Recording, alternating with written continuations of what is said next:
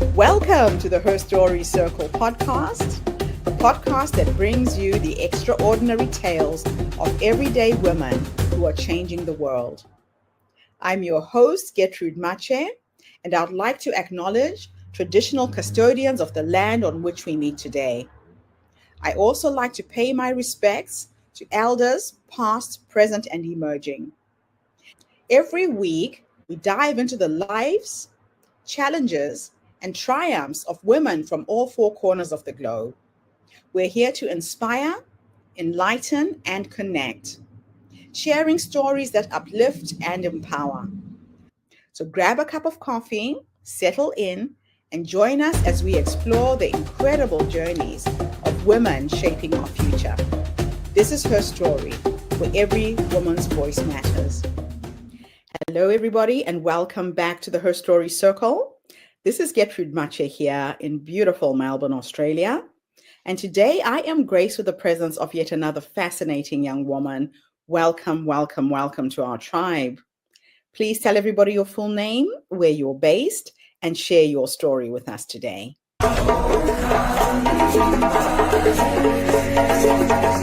Sure. So my name is Kelsey Myers. I am originally from Portland, Oregon, and soon to be moving back to Los Angeles, California.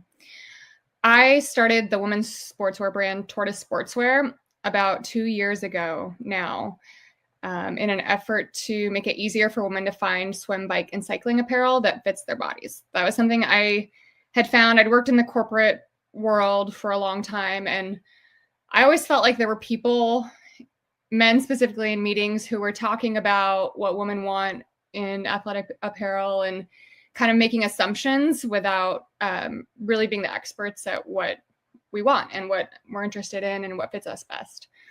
So I started Tortis to make it easier. I also wanted to have a corner of the triathlon world and the endurance space that really felt like it was made for women first. I think that's something in triathlon and Ironman especially, like it can feel like we're very outnumbered and it can feel very intimidating. And I think that's the reason why a lot of women aren't getting involved, because there's a barrier to entry right from the start. I know I did my first Ironman 10 years ago, now almost 11 now.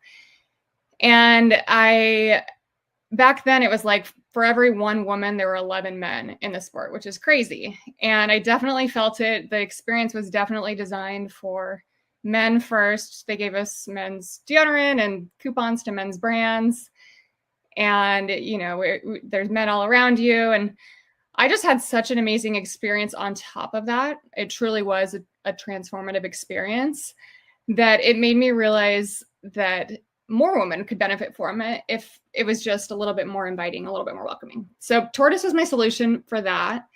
I also believe strongly in getting women out of their comfort zone and just getting women to do things that they might not think they're capable of in the interest of growth on the other side. Knowing that anytime you do something that is outside of your comfort zone, you're just going to be stronger for it. You're going to rewire the subconscious mind and really like come out of it believing you're able to do things that you didn't know you could before. Not even just the actual event itself, but that translates to other aspects of your life. So you'll start to see it in work, in relationships, all over.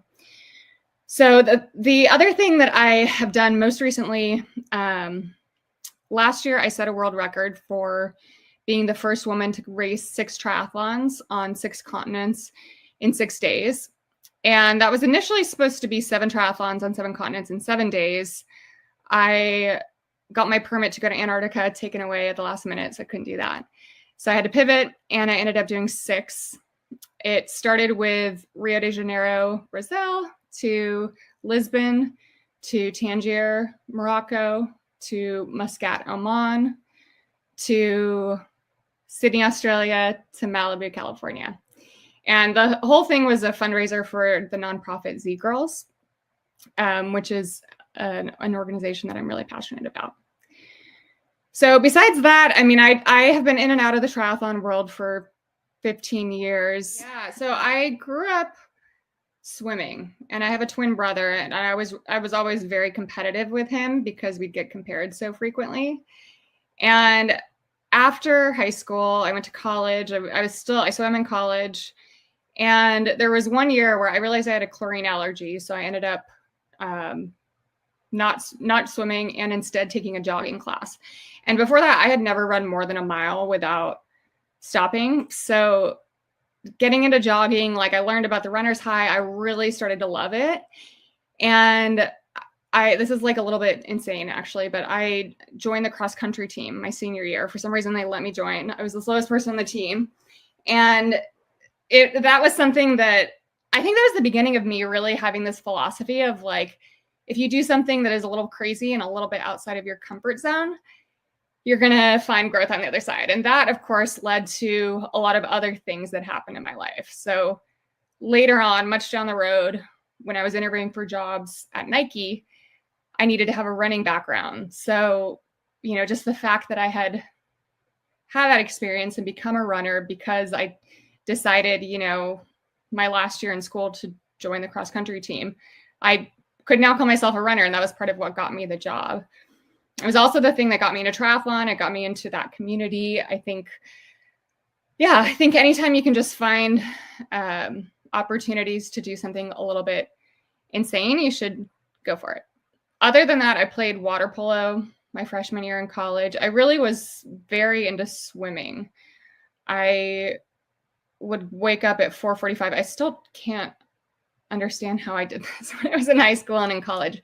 I'd wake up at 4:45 in the morning, go to swim practice, jump in a freezing cold pool, get out, go to school, and then go back to the pool in the afternoon and go to our second practice of the day. It was pretty crazy. But that experience paid off too, I think, with triathlon. It's always nice to be the one person who feels really confident or one of a few who feels really confident in the swim. Let's talk a little bit about you competing in your first Ironman triathlon. It must have been a transformative experience, but what motivated you to take that challenge, and how did it shape your perspective on personal goals? I think with Ironman, nobody really starts off thinking they're going to do an Ironman. You just do a sprint triathlon, and then people are like, oh, are you going to do an Olympic? Are you going to do a half Ironman? Are you going to do a full Ironman? And all of a sudden, I ended up, I'd already done a couple half Ironmans. I'd done a marathon. And so all of a sudden, it was like, well, I guess I have to do a marathon. That was a big goal for me because it really did seem impossible. Like looking back, it doesn't sound that crazy, but it is crazy that I did that because it wasn't that long before that I couldn't run more than a mile. So I had to run 26.2 miles on top of 156 mile bike ride on top of a 2.4 mile swim. So the whole thing is pretty crazy. But yeah. And I think it was just, at that time in my life, my dad had passed away a few years before. And I was really just like heads down, really into endurance sports because of that. That's how I really, was like running a lot, training for marathons. I think most people who get into endurance sports, there's a joke that you have some sort of trauma. So that was my trauma. That was kind of how I worked through the pain, I guess, or like dealt with pain. And then, wow. I don't know, somehow it happened. You set this world record as the fastest woman to complete 6 triathlons on 6 continents in 6 days. Can you share the most memorable moments from that journey and what it taught you about resilience? There were so many memorable moments from it. There were so many things that went wrong, first of all. I had a flat tire on my bike when I was in Tangier. I got hit by a car when I was on the bike in Tangier. Before I even started, as I mentioned earlier, I lost the permit to go to Antarctica, so I had to pivot and change where we were going. I think the coolest thing in the experience was all of the people I met all over the world. So especially, and these are complete strangers that I had just reached out to ahead of time, especially in Tangier and in Muscat. There were people to greet me at the airport at 2 a.m.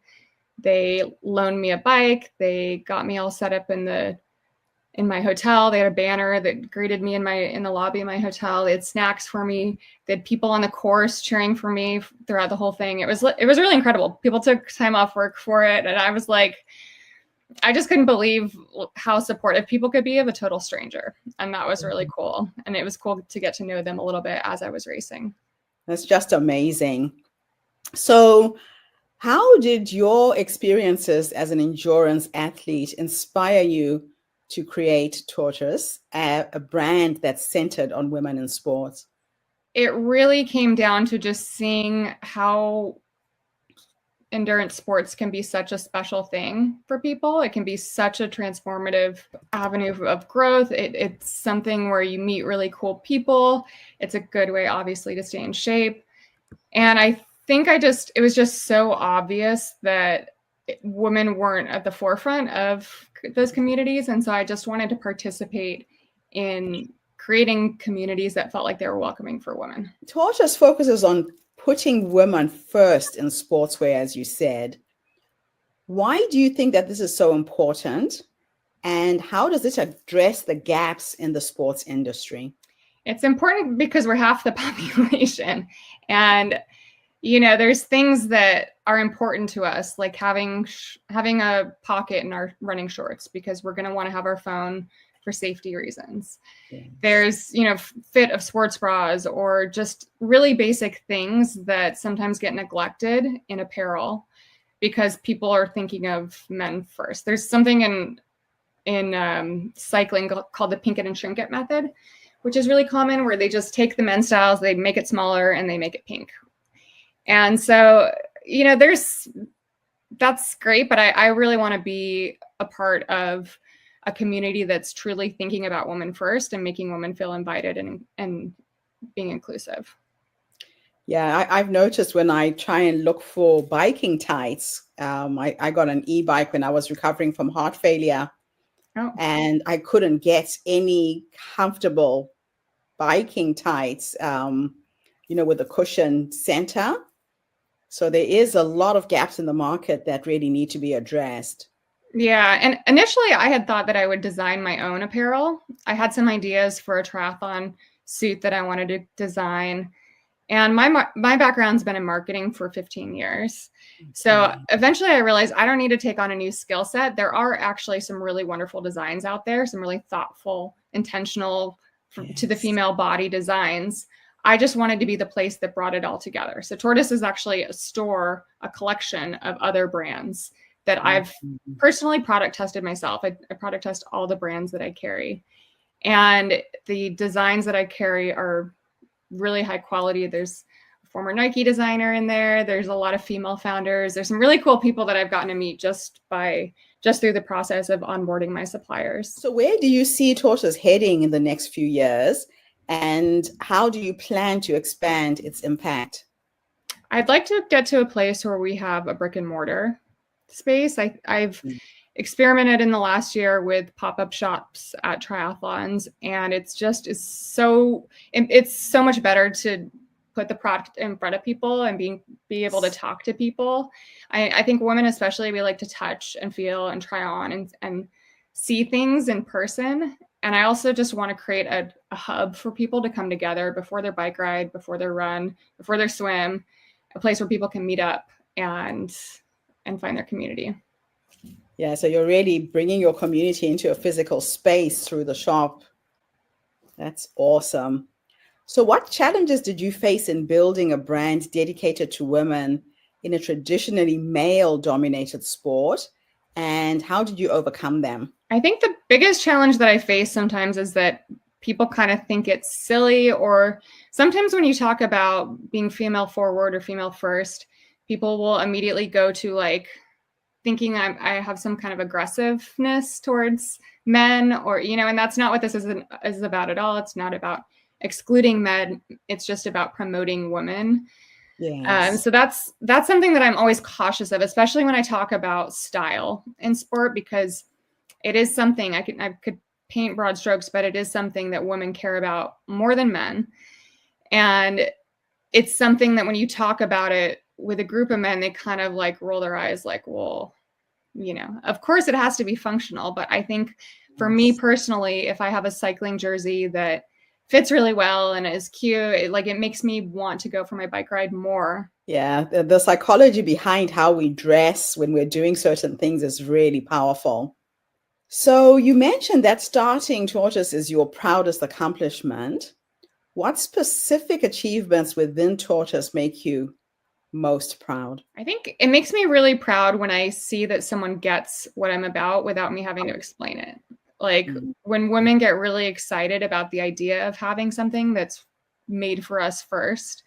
And I've seen this a lot at the pop-up shops that I had over the summer and winter, through the winter, where people will go, oh my gosh, you never see women's sportswear brands. Most of it's, if there's apparel, it's mostly for men, and there's some stuff for women, but it's not really that. It doesn't have the design element. So I think I get excited when I can tell that people really get it. And another thing is I try to target the beginner athlete more than the experienced professional type, because I think that's where there's a lot of space to obviously grow the sport, is by bringing new people in.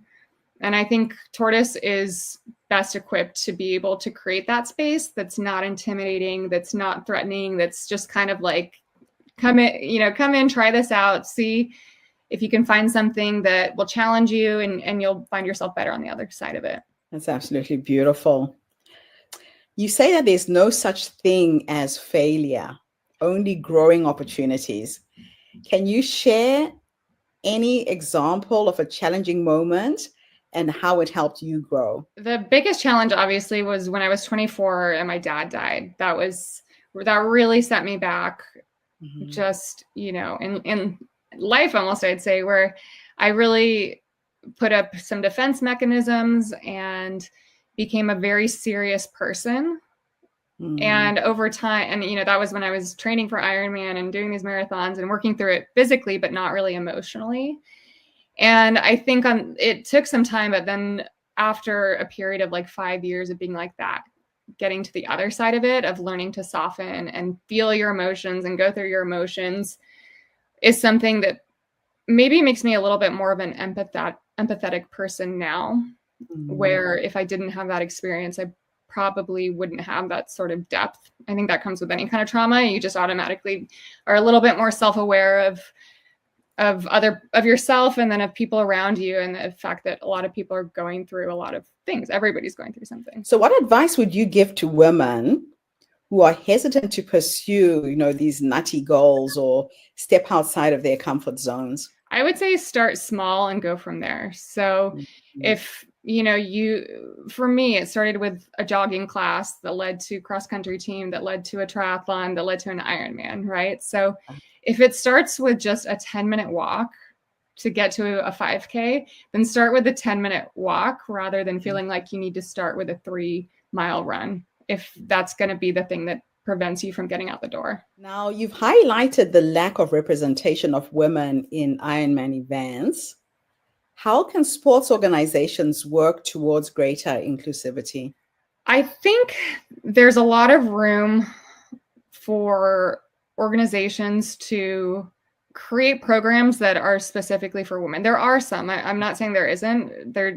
Recently, there's been a shift in the Kona Ironman where there's as many women who are invited as men, and they split up the events. So one's in Kona, one's in Nice, and then it flips every year, which I think that shows an indication of progress. It shows that the Ironman organization is paying attention. I think beyond that, there's still far more men in the sport than there are women. Yes. And I think it would just come down to even doing, a women's shakeout run before the race or something like that, intentionally bringing women together at the events so that we don't necessarily feel as completely surrounded by men as it kind of can feel right now. So as a world record triathlete and entrepreneur, how do you balance personal goals with the demands of running a business? I am fortunate that my personal goals tend to tie into my professional endeavors. So, for example, right now I'm training for a marathon, the LA Marathon, And I'm also testing product for potential suppliers that I want to carry in Tortis. So it works out really well that I happen to need to go for a long run. Like yesterday, I went for a 14-mile run. And I also needed to test out a sports bra and pair of shorts. So it fortunately tied together really nicely. I think one of the things that I mentioned earlier that I love about endurance sports is the community and how it brings people together. You end up meeting really cool people on a group ride or at a run club or on a group swim at Master Swim, that kind of thing. Yes. And so, yeah, it's easy to have a social life that kind of layers in the work that I'm doing with Tortis. Let's go beyond the finish line. What do you hope women take away from your journey, both as an athlete and as a business leader? I hope that women see that they can do whatever they want. I think that's kind of been, when I was younger, I remember I have a twin brother, as I mentioned. I have a younger brother, and they always had like posters of male athletes in their room. And I never really had a sports hero. It came up actually at a work event one time. We all had to go around the room and say who our sports hero was. Honestly, I couldn't think of anyone. Like the obvious answer would be Serena Williams. Yeah. But if I'm being honest, I don't follow tennis. I couldn't give you her stats. Like that wouldn't be very authentic to say that I was a big fan of hers. Right. But I think we just kind of grew up like not seeing that. And also in business, you don't see as many female leaders. In recreational sports, not just professional sports, but in recreational sports, women tend to be outnumbered. So yeah, I think it just helps to see other people who are doing it, other women who are doing it. Yeah, you have to see the example to believe that you can do it too. Yeah. Fortunately, the two go hand in hand. So when you look back on your career, what legacy do you hope to leave in both endurance sports and in the business world? I'd like to see an equal number of men to women in triathlon, and I'd like to see an equal number of men to women at tables where decisions are being made in business. That's something, there's so many parallels between the two, and oftentimes I feel like it's at a table of 10 people, there's the one token woman. And I think that the world is going to benefit, everyone is going to benefit if we can get to a place where it's 5-5. Yeah, those boardrooms are really lacking representation. It doesn't matter what field you're in. Yeah, that's why the sport metaphor, it translates very, I wouldn't say nicely because it's not really a nice thing, but it's just such an obvious thing that I've experienced in the corporate world where I felt like I was the token woman. I've experienced it in the startup world. I know women in science experience it, in politics. There's a lot of different places that you feel it. My last two questions are a bit of a thought experiment. In the first question, I'm going to teleport you back into the past, and we are going to go and sit and have a conversation with the younger you, that young woman who decided to go into the athletic world, take on these challenges and conquer the world as you have.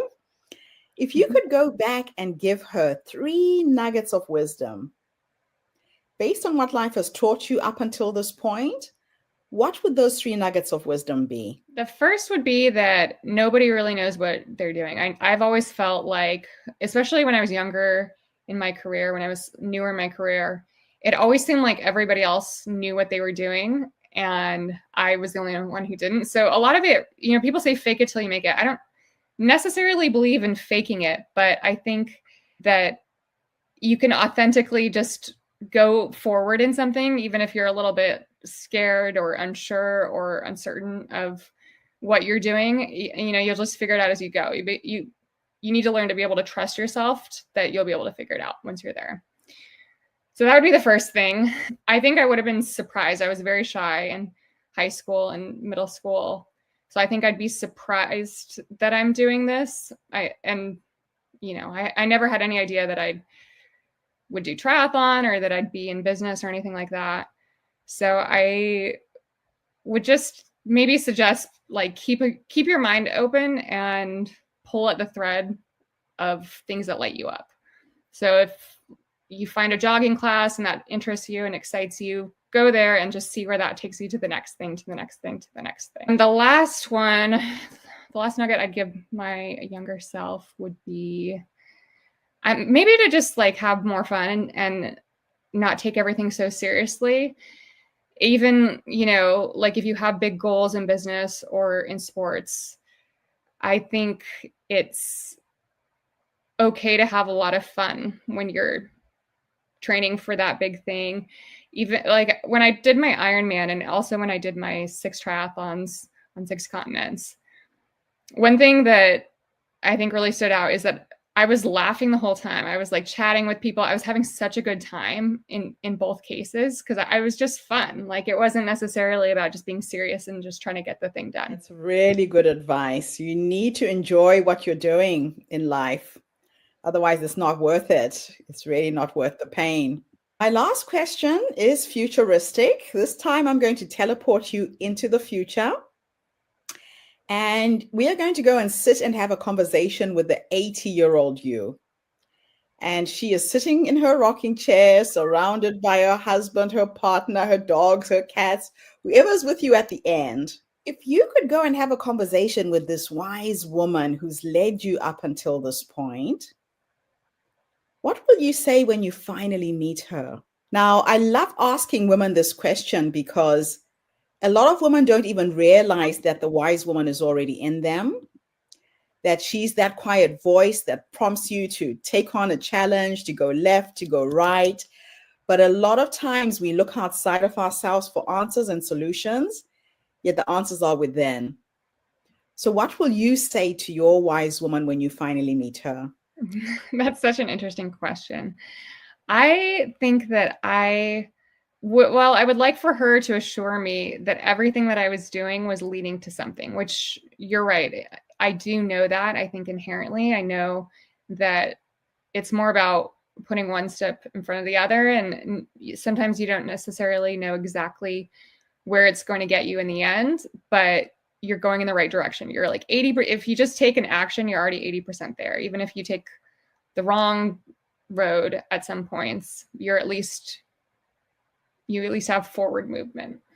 So yeah, I think that's what I would hope that she would say to me, is that I was going towards something that was bigger than what I realized at the time, or that there was a destination that I was getting to, even if I couldn't see specifically what that was at the time. Fantastic.